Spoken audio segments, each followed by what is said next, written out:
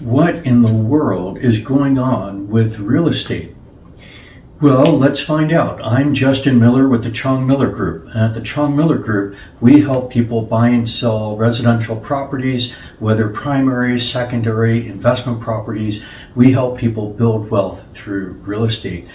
We do that here in the Las Vegas Valley. And if you're looking for real estate or you're thinking about selling, please let us know. I'd love to be able to help. So what is going on with real estate right now? Because in some manner, real estate's not behaving the way that anybody's been telling us it should be, including there's some deviation from what I've suggested we might be seeing in the second half of 2023. Well, here we are at the beginning of October. I've recorded this video October 7th, along with pulling the data from the multiple listing service as of today.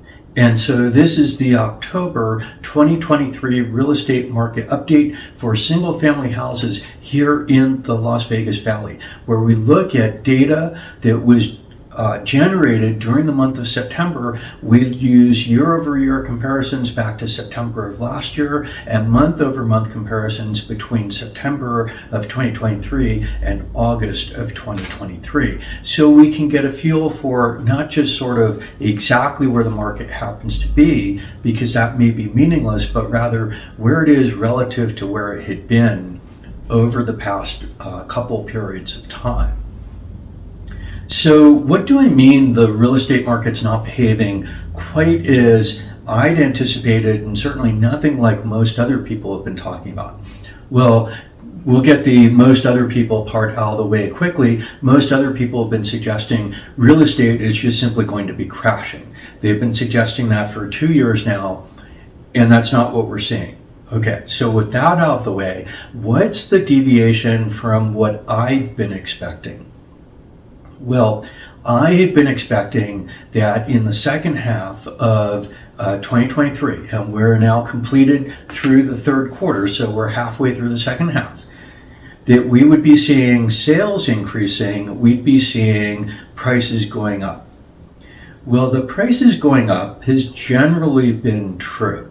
And in fact, depending on how we look at prices have definitely been going up. But the sales going up has been a little bit more problematic. And so I want to talk about that just for a minute before we delve into the actual statistics themselves. So why is volume not increasing the way I had been anticipating? Well, the Federal Reserve is engaged in this generational tightening of monetary policy, specifically by increasing interest rates, but also by engaging in what's referred to as quantitative tightening, selling off assets that are sitting on the Federal Reserve's books, existing mortgages, existing treasury bonds. They're letting those expire and not renewing them into the asset portfolio of the Fed, and they're actually affirmatively selling off some of these things. So it's pulling money out of the system. At the same time, they're also increasing interest rates. Why do I say this is a generational issue?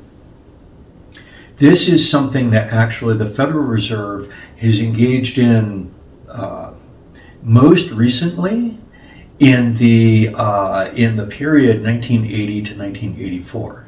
So you've got to go back 43 years ago to the start of the last time that a Federal Reserve Board decided to do this. Well, there are significant differences in the U.S. economy and in the U.S. demographic population between now and what we had 43 years ago. The Paul Volcker Federal Reserve was successful at eliminating inflation by engaging in significant tightening of monetary policy. This particular Federal Reserve, the Jerome Powell Federal Reserve, is not going to be anywhere near as effective because they're engaged in this activity in a manner which is contrary to demographic growth in the country at this time. We have entered peak spending years for the largest generational cohort, the millennial cohort, which means there's just a lot of spending that's going to take place irrespective of what the Federal Reserve does. That is an inflationary force, and the Fed is not able to sufficiently fight that. The Fed could force us into a recession. They can make things quite bleak for a while, but as soon as they lift their foot off the brake on the economy, we're going to see reemergence of the exact same thing. There is no way to avoid that with the large growth that's taking place in the size of the workforce, in the size of the home buying population, in the size of the car buying population.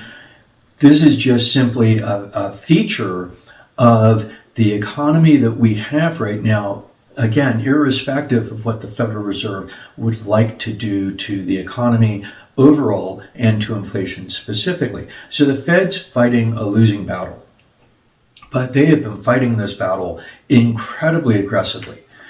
How aggressively? They have driven interest rates up, specifically the one interest rate they actually control, the federal funds rate. It's an overnight policy rate from 0% all the way up to 5.25% now. And they're talking they may increase the rates further, they may not increase the rates further, but they've really got the bond market spooked. How do I know? Well, because since their last increase in the Fed funds rate a couple months ago, we've seen U.S. Treasury bond interest rates going higher still. There's no reason for those interest rates to go higher unless the bond market believes the Fed is going to continue on their aggressive rate increase program that they're engaged in. Well, more problematically is we actually see mortgage bond rates going higher and higher. So we've seen 30-year fixed rate mortgages less than 2 years ago being priced such that the interest rate was just below 3%. We're seeing those same mortgage-backed securities now, 30-year fixed-rate mortgages, with interest rates priced at 7.53% as of earlier this week. Now, a very interesting thing happens between Treasury bond pricing and mortgage-backed security bond pricing. And that is, historically, we look over a long period of time and we see 10-year Treasuries returning some particular yield. And we see 30-year fixed-rate mortgages returning a yield approximately 196, 197 basis points, almost 2% higher. Well, if Treasuries right now are priced such that they're yielding 4.7%, that means that mortgage-backed securities should be yielding just about 6.7%. They're not. They're yielding over 7.5% right now. That means the mortgage-backed securities, that bond market, is spooked as to what the Federal Reserve is going to do. Why would it be spooked? Because every time we've turned around this past week, in fact, this past 2 weeks, there have been one Federal Reserve Board governor after another saying, we're not done increasing interest rates. We need to make sure that we do everything we can to battle inflation and drive inflation down to actually historically low levels. And so we're going to be increasing interest rates. And so the bond market has been pricing in future increases in interest, even if those future increases will never materialize. This is actually different than what I had been anticipating. We saw in June mortgage interest rates, 30-year fixed rate loans, going over 7%. In fact, to about 7.3%. I had anticipated those would be falling through July, August, September, into October, probably actually through the end of the year, and we would be coming down to probably about 6.75% on the 30-year interest rate. Well, if the normal spacing between treasuries and mortgage interest rates was maintained right now, that's exactly where we'd be. We would be at about 6.75% on 30-year mortgages. Instead, we're 3/4 of a point higher. They're 75 basis points too high on mortgages. That's made mortgages really expensive. And we'll get into that later in this video with some actual numbers, but I just wanted to highlight that's something that's been going on in the background, and it impacts every buyer, it impacts every seller, and it's pulling down the number of transactions. It's causing prices to be higher than what they actually appear to be.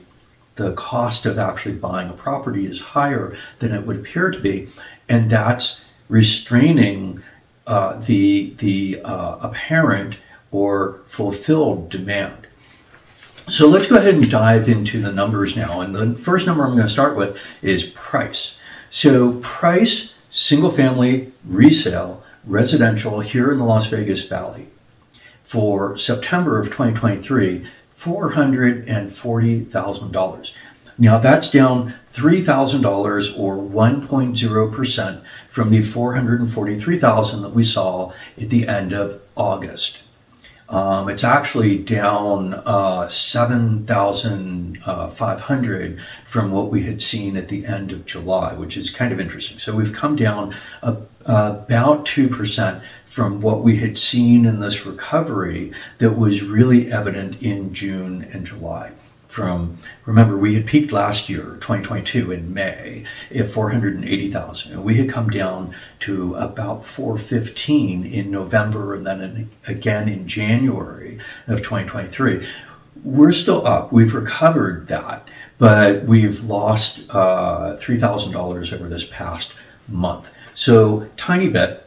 We are actually exactly flat with where we were last year. So September of 2022, we were also at $440,000, which means last year we dropped from 480 in May to 440 in September, down to 415 in November. We sort of fluctuated around that bottom for 3 months, and then we start coming back up, and we're now flat on pricing year over year. Now, let me just point out to you what that means, because it is kind of interesting. In 2020, the first half of the year, prices were under significant pressure because the economy was closed in March and in April and in May. And in the second half of 2020, we saw demand coming back into the market, driving prices up. In 2021, we saw prices going up all year long. In 2022, we saw prices going up through May. During that time frame, from the beginning of 2020, including the pandemic drawdown, all the way up to actually where we were last month, the calculation over that approximately 3-year period of time, the single family resale home in Las Vegas had gone up by approximately 47% during that 3-year period of time. Pretty amazing. Well, we are now, over the past 12 months, exactly flat. Most years do not return double-digit returns in real estate. In fact, typical returns in real estate in Las Vegas are between 5 and 7% per year. So if we're going up at double-digit returns, approximately 12% per year for 3 years in a row, we're going to see some years where returns are not looking like that. Right now, we're flat. That's a 0% additional return.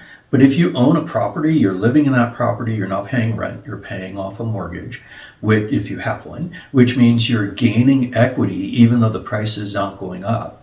You're gaining tax benefits even though the price is not going up. You're doing well in your investment. If the market were to remain flat, it's not, an investment return that you might write home about, but you're actually coming out ahead. That's literally true. You'd be coming out ahead. So a flat market over the past 12 months, especially when so many people have been predicting we were crashing, everything was going to hell in a handbasket.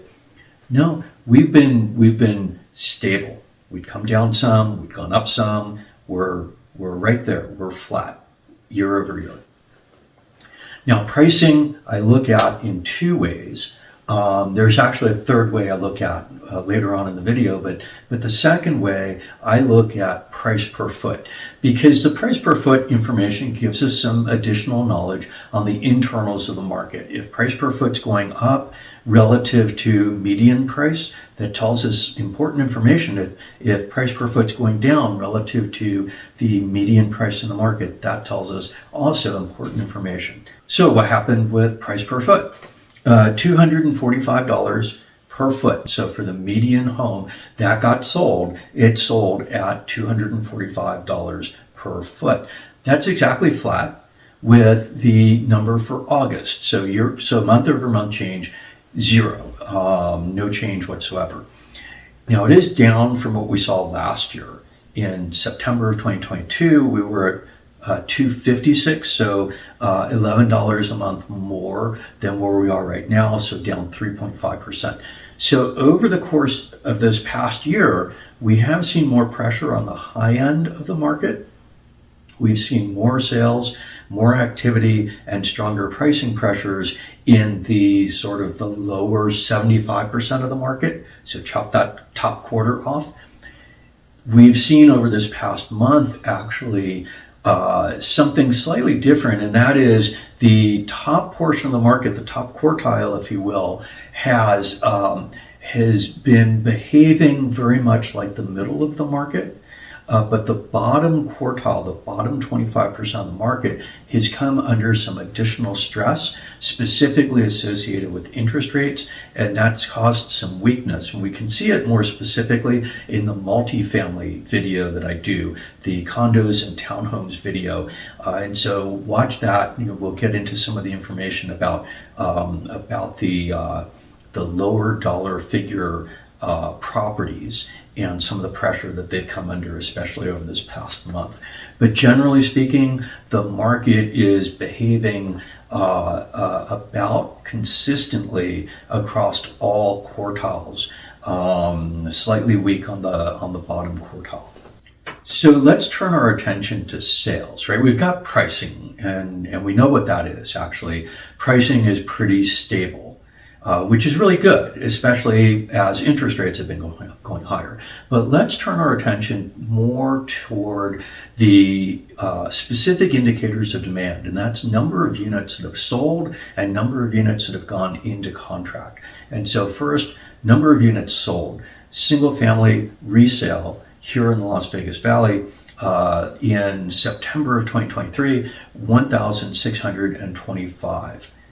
So interesting number. That number is, unfortunately, it's down. It's down 3.2% from the 1,811 that sold in August of 2023. It's also down 2.3% from the 1,841 that sold in September of 2022. Now, you'll remember perhaps last year we were seeing sales volume coming down in the second half of the year, as we were also seeing pricing coming down in the second half of the year. And so I'd suggested as we get further through 2023, the comparison numbers to last year would start to look pretty decent. Well, September, we're flat on pricing. We're also down just slightly, 2.3% on total number of sales in the month of September of this year relative to last year. So that's a generally pretty flat number, actually.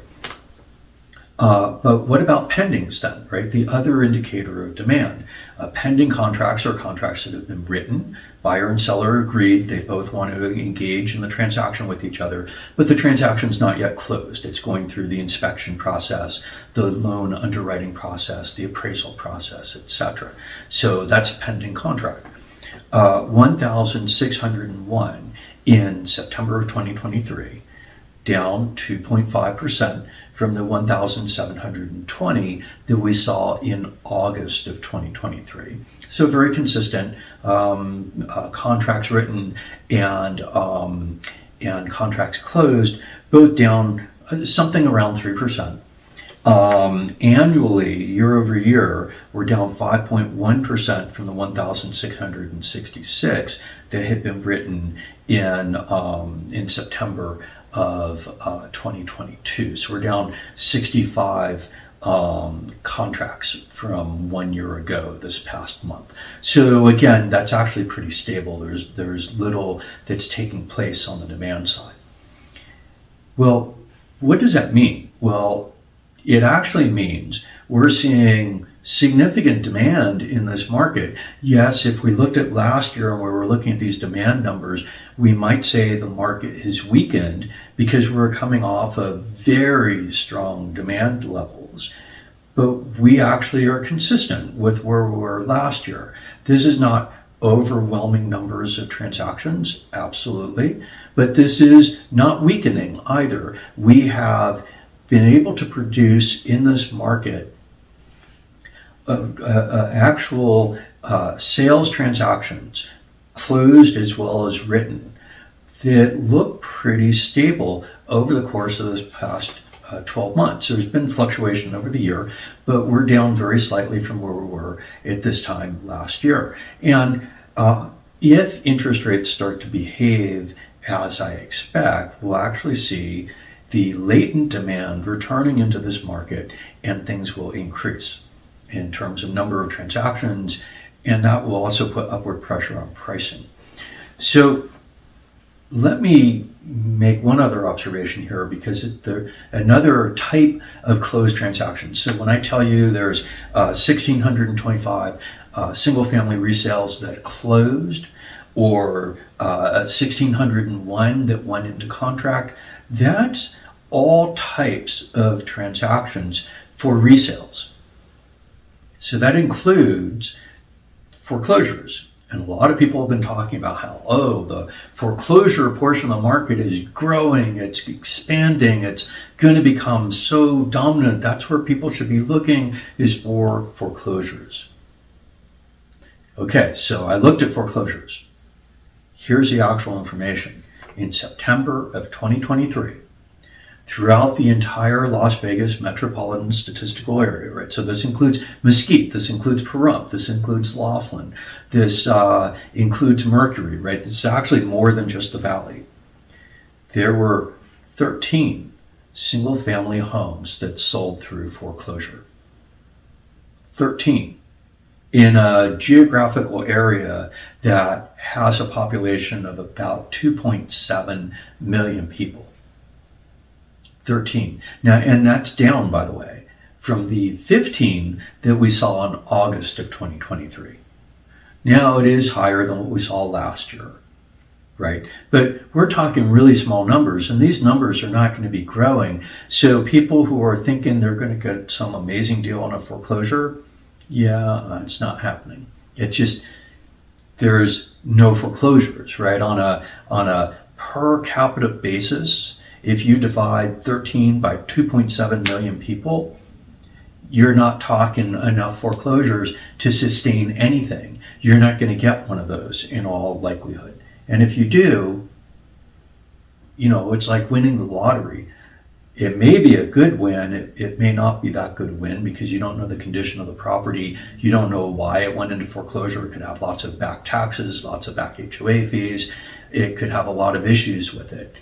You're just not getting super amazing deals, and you're not going to be getting super amazing deals. You're not going to be getting deals from foreclosures. Okay, so that's a specific, it's included in the overall numbers, but it's a specific slice of the market I want to tell you about, just because a lot of commentators are out there talking about how everything's going to hell in a handbasket and there's foreclosures all over the place, and it's just simply not true. They're making stuff up when they say those things. Okay, so that's demand, right? Sales, pending contracts. That's demand. Demand looks pretty flat year over year, pretty stable. We had been higher a few months ago. We've come down a little bit, but not really dramatically. And of course, this is with increasing prices that we've been seeing this, or prices that have been holding steady. So what about supply? Supply is the other side of the market, right? Neoclassical microeconomic thought and macroeconomic thought actually markets balance. They reach an equilibrium where supply and demand are equal to each other. And if there's not enough supply, prices go up to move the equilibrium point higher to effectively match demand. If there's too much supply or there's not enough demand, that pushes prices lower. Very easy to understand. Maybe accurate, largely accurate.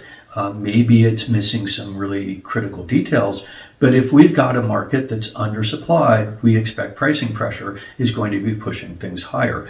Similarly, if we have a market that was oversupplied, we expect pricing pressure to push prices lower. And that was actually one of the reasons why last year a lot of people, almost everyone, was talking about how prices were going to come way down because there was so much supply in the market. Well, how much supply was there? Well, let's go ahead and take a look. In September of 2023, there were 4,015 single-family resale homes on the market. That is standing inventory, houses that are for sale, that are ready for a buyer to come along and pick them up. That number is down, though. It's actually down 7% from the 4,190 that we saw in August of 2023. This is the continuation of a strong 11-month downtrend that we've seen in inventory this year, right? Going all the way back to October of 2022, we've been seeing supply coming down significantly. In fact, this drop of only 7% is a relatively mild decrease in inventory. So what about 12 months ago, year over year? Inventory peaked in the single-family resale space in Las Vegas in September of last year at 9,759 houses. We are down 59.7% from that number, almost 60%. So we did have a lot of inventory last year, and we don't have nearly as much inventory this year. Well, in fact, normal inventory in the Las Vegas market is about 10,000 houses. So what we got to last year was just below what would be normal. We never quite made it to normal. And now we're down almost 60% from that. We are way below normal inventory in this market. And that's creating a floor under pricing. Pricing will actually start to go up again as soon as we start to see interest rates behaving more appropriately. Now, there's another way to look at the inventory number, and that's adjusted for sales. So if you will, months supply, that is total number of houses available for sale divided by the number of houses that actually did sell to get in a particular month to give us a number of months worth of inventory that exists in the market if nothing new came in. So that number, 2.3 months worth of inventory in September of this year, that's down 4.2% from 2.4 months worth of inventory in the market in August of this year, and it's down 43.9% from the 4.1 months worth of inventory that we saw in September of last year. So again, inventory has come down 50-60% from where we were a year ago. So with that piece of information, then, if inventory being effectively so high last year was not causing prices to collapse, even though everyone was saying high inventory, that means prices are coming down. In fact, prices came down. They came down about 12.5%. And I'm going to show you something else as we get a little further into this video. Prices didn't actually come down. They held steady. So we're going to look at that. Just give me one more minute here.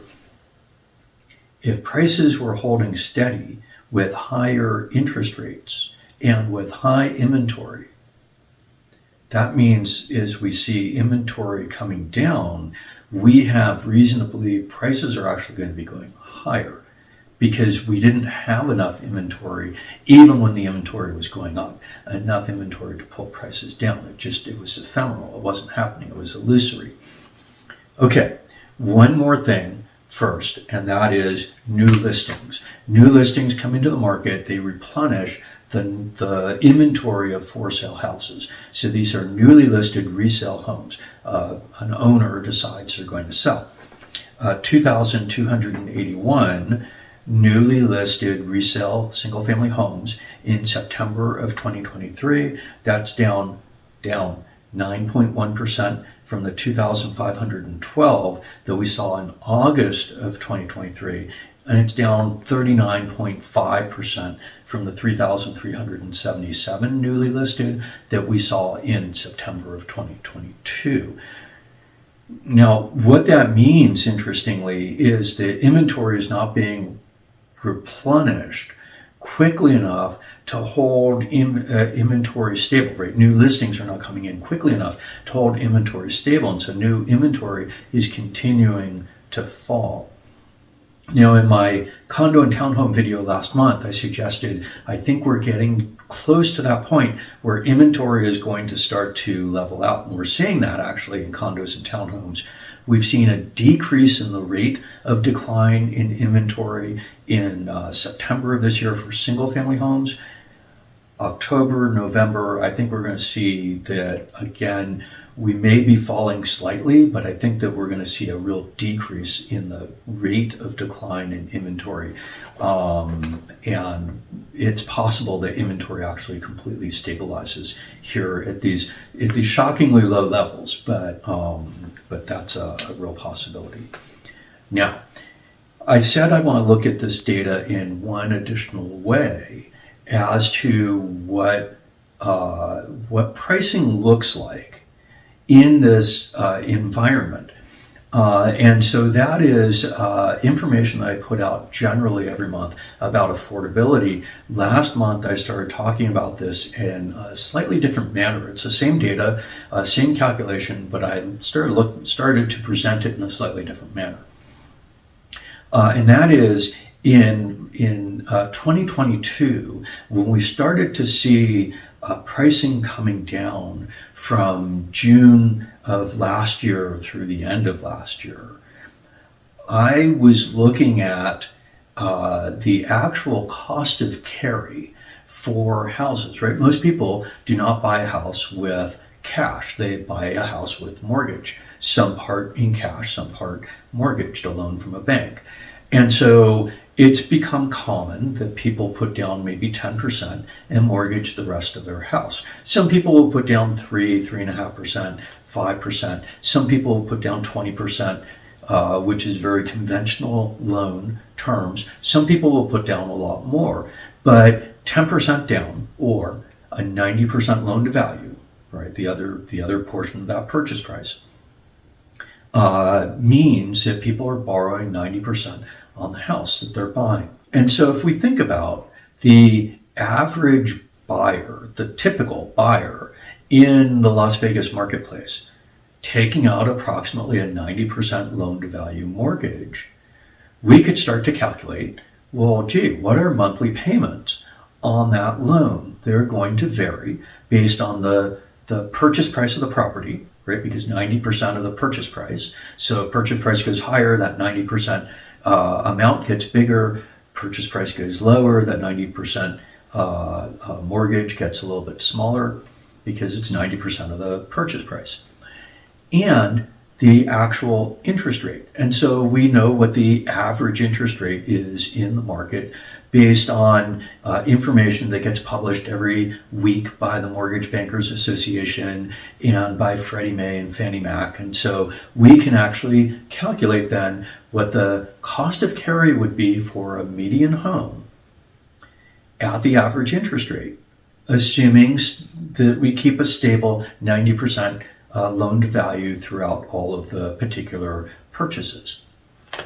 Well, we started to see that is, we hit the peak last year in May of 2022, prices started coming down.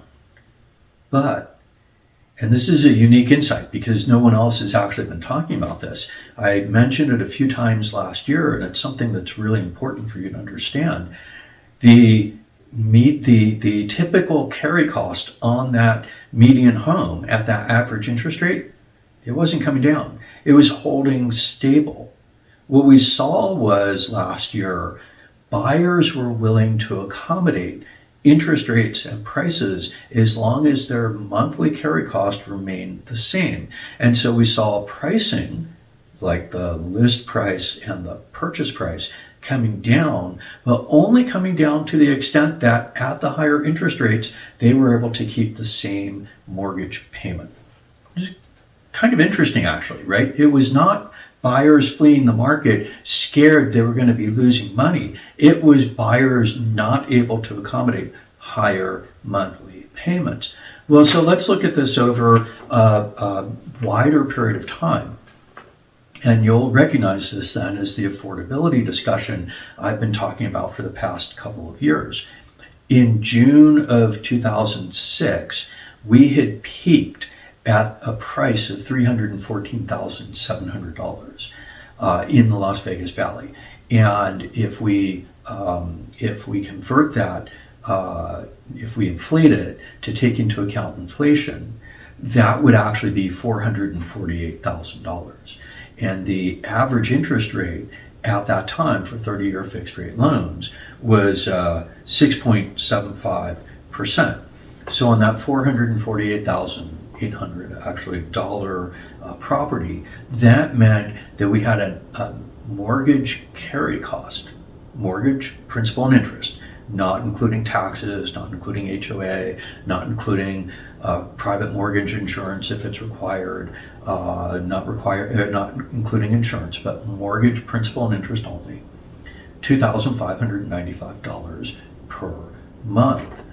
Well, prices went down during the housing collapse and the Great Recession, the Great Financial Crisis, and then housing prices went back up, right? We see a cyclicality in housing prices. We see a cyclicality in a lot of things, the price of gasoline, the price of your electric bill, the price of eggs, whatever it happens to be. We see cyclicality in the real economy.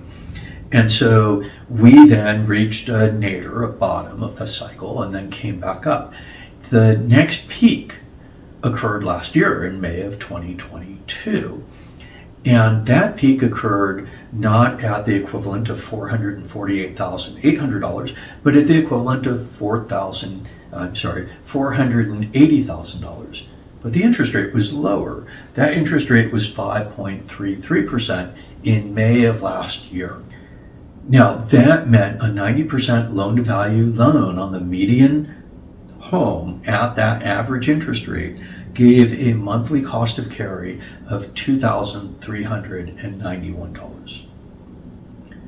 And we saw then through the remainder of 2022 is we saw prices coming down supposedly.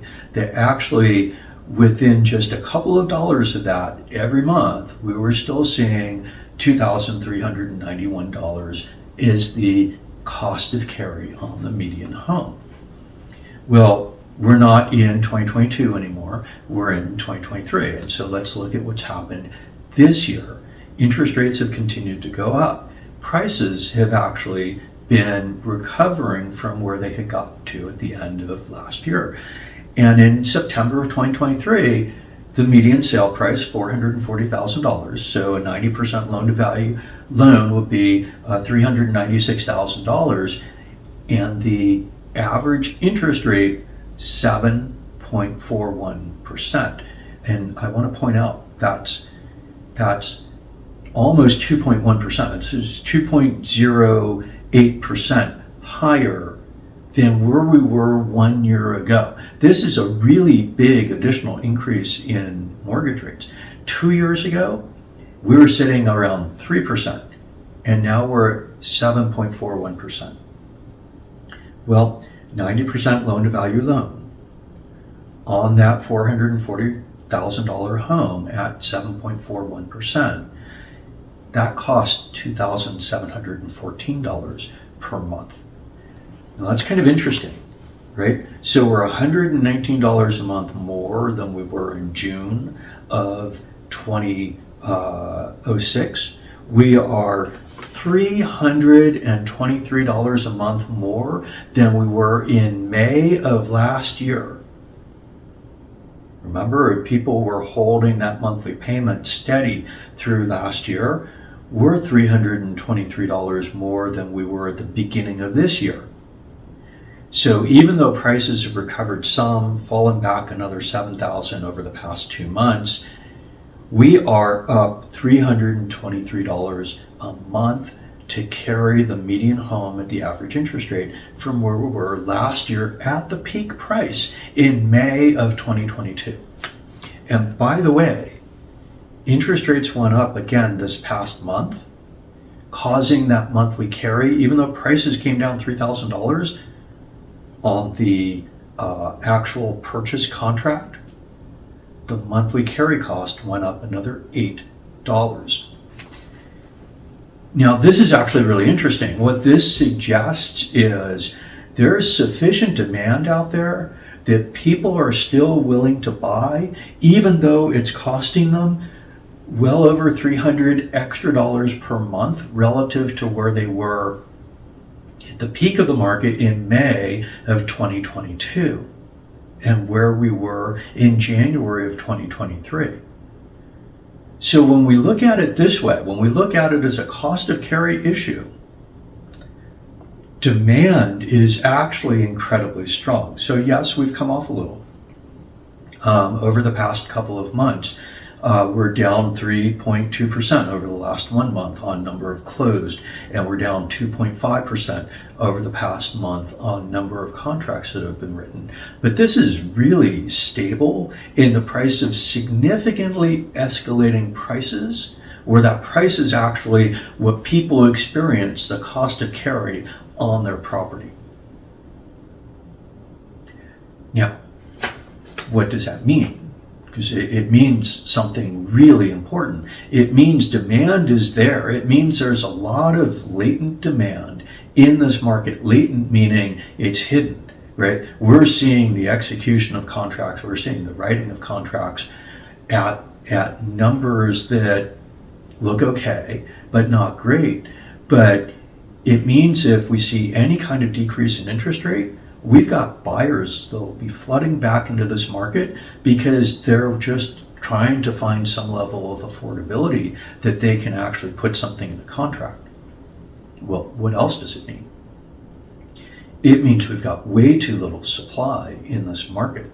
Now, high interest rates also impact sellers because sellers may be buyers. And so if you sell a house that you have a 2.75% interest rate loan on, and you need to replace it with a house where you're going to have a 7.5% interest rate loan, that's a big hit. And so some sellers have pulled back from the market because they don't want to take that interest rate hit. Some sellers have to sell because they need to move to a different area for work or for retirement or for whatever. Not enough sellers have to sell, so we don't have enough inventory sitting in this market. But what it means is we've seen sellers impacted by the interest rate even more than we're seeing buyers impacted by the interest rate in this market. And so as interest rates turn and come down some, which should be in the near term, but might be another month before we actually get to there, we're going to see more demand showing up in the marketplace, and we don't have enough supply to meet that demand. And that's going to push prices considerably higher. In fact, if we've been thinking is a cost of carry issue, buyers are already willing to pay $330 a month more than what they were at the beginning of the year. As interest rates come down, that same house becomes less expensive. And so a buyer who's willing to pay more, that means the actual purchase price goes up because they can take out a bigger mortgage and afford those payments. Something really important to think about. This market is much stronger than it may look like with some of the headline numbers. Demand is there. It's sitting right below the surface. Supply is not there.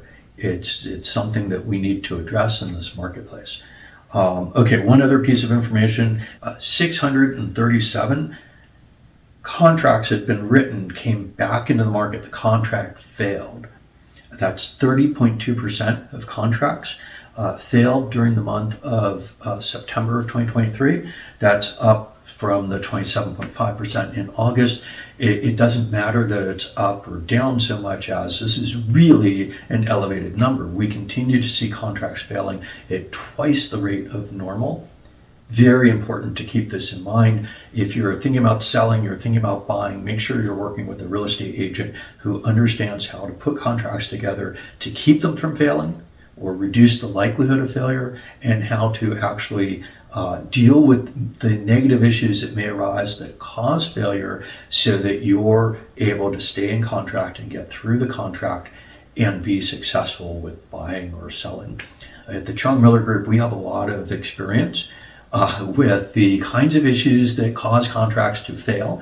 And we've been very helpful to our clients pre-negotiating what to do in the event of these real big roadblocks that may come up in order to be able to get around them and to keep our contracts together, keep our clients in contract, and actually get through the contract.